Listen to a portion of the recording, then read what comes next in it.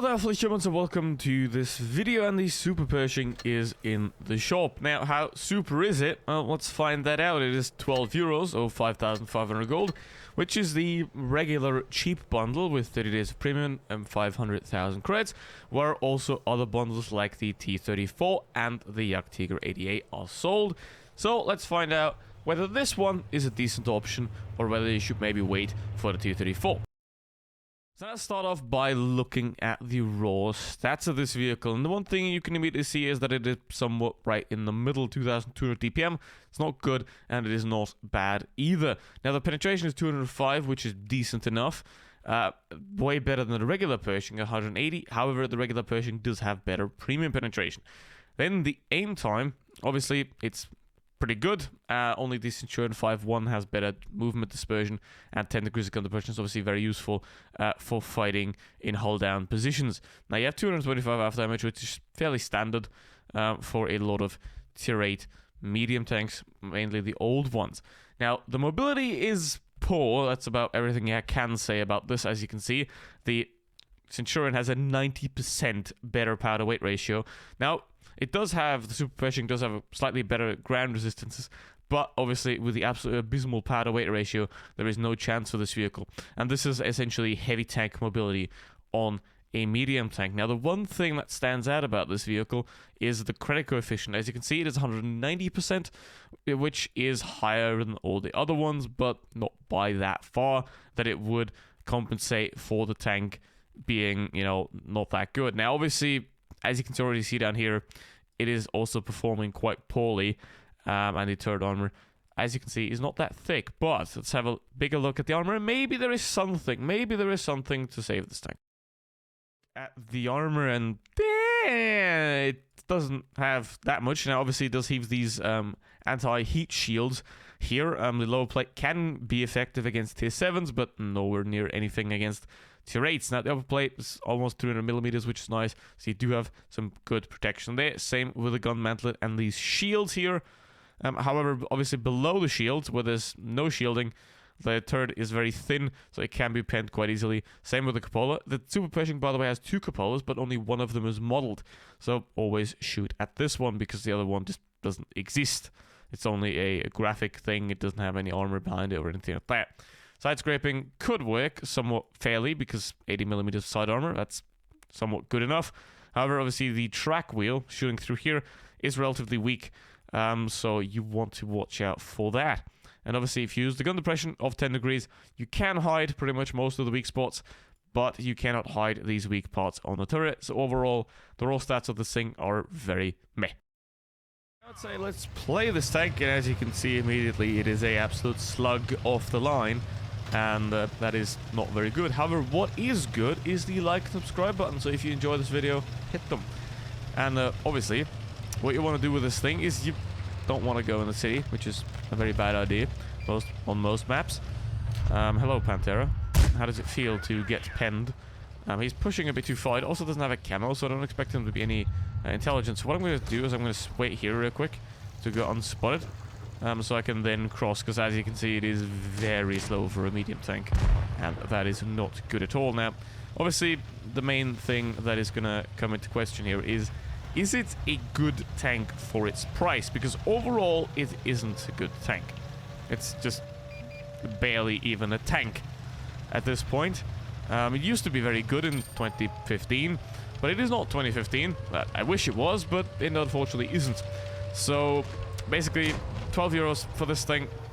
To be honest, I wouldn't get it.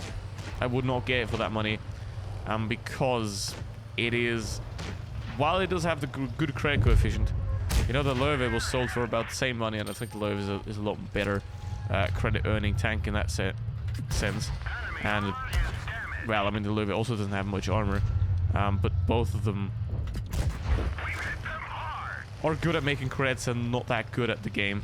So I would definitely have gotten the Löwe instead, because, I mean, this thing's not much faster, but significantly worse in terms of the gun, and also a bit worse in terms of the armor. So that would have been a better option. And the T-34, remind you, is sold for the same price sometimes, which means the T-34 has higher AP penetration, has higher alpha damage, has better armor, and slightly worse mobility. So the T-34 is a massively better option, mainly also because you basically don't have any to fire any premium rounds, because that vehicle has such great AP penetration that you can essentially make more creds with that tank than with this one, because you don't have to fire any premium ammo, and you can also do more damage per shot, which is obviously a lot more effective. So basically just get the T-34 instead if that comes back into the shop, and there is no reason to buy this thing at all, really. And now, thanks you. Let's try to go with the shark here. I mean, our boy, he is capping, which is not great. But as you can see, the damage output of this vehicle isn't really that amazing. But let's see if we can get to 2k damage. That will be a very decent result for this one. There we go, another shot. And that is an okay result. And then I can pretty much show you how much creds you're going to make in a relatively above average game for what this is. So now we've won by capping the base, which is not great because capping the base gives you less XP than elimination. So don't cap the base unless you have to. Now, obviously, we can look at here. We earned 69,000 creds, which is very nice. And we take a look down here. 60,000 with a standard account, which would end up at 40,000 as well, with a relatively above average game. So also got 3k bonus here. So basically, if you skip out on the provisions, which you shouldn't because the tank's already not that good, you can make some creds with this vehicle. But obviously, with the 30 days of premium that you would get, you would have made about 70,000 from that battle. Nonetheless, let's go for a second one, because, I mean, why not? And what you might do is go to the description of this video and check out my Discord server and Twitch, because those things are very nice, unlike this tank. Now, what is also not very nice is we currently have 2 AFKs, but I hope that solves itself very quickly. Well, actually 3 AFKs. Well, a camping challenger. That would be a serious challenge to win a game like this, because what matters on this map? There's only one thing that matters on this map, this ridgeline. If you hold this ridgeline, you're not guaranteed to win, but you're a lot more likely to win. And great, they're both AFK. What a surprise. That's Blitz in a nutshell these days. Hello, one woke up. Wonderful. Okay, there's a VK that is sleeping a bit, so I was trying to take a shot at him. And the enemy's already in a spawn. Nope, that's not gonna work, because obviously, even though the penetration is decent on the premium rounds, it is by no means great. So, come here. Yep, I was about to say gonna bounce, eh? But yeah, that's too realistic at this point. And those 2 guys are gonna die, which I couldn't care less about.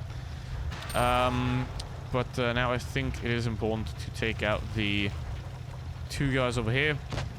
So maybe then, like, clear this flank, so we can then focus back on the important targets on the other side of the map over there. Okay. Actually, can I shoot this guy? Can I shoot this guy? No. Can't shoot this guy. Could work. It's a lot easier target than the VK over there, so I'm just gonna try and have some fun with that. If I would have shot the chimney, I would have been mad, but anyway. Okay, come here. Come here, boy. Nope, that's not it. That ain't it, Chief. That ain't it. And the M4 is dead. Yeah, that's penetration right there. Now I'm gonna go for the VK to get him out of the equation, and you can't actually drive through this house, which I don't understand why, but that's just wargaming logic at work right there. And dead. Beautiful. Now, I mean, obviously, there is not much more to talk about with this tank, really, because it's just uninteresting, slow, and boring. And even for 12 euros, I would not recommend getting this thing by any means. So overall, takeaway from this video should be either wait for the T-34, or if you want a medium tank, go for something like a Chimera or a Centurion 5-1, because even though those are more expensive, they're significantly better, because why would you buy a tank that you play for 5 battles and then it disappears in your garage until eternity, because obviously at that point you just threw out your money for absolutely nothing. Love that. Okay, now Tiger into the back. I don't know what he's trying to do, but That works, I guess. He also has the, I think, 8.8mm gun, which is good for me, because that means he won't be able to fight back as much. And also try to go for the tracks to get more assistance damage. But yeah, I mean, overall, as you can see, it's not a very mobile tank, it's not a very versatile tank, it's not a very fun tank as well. So I wouldn't recommend it. And with that said, thanks for watching. See you for the next one. Goodbye.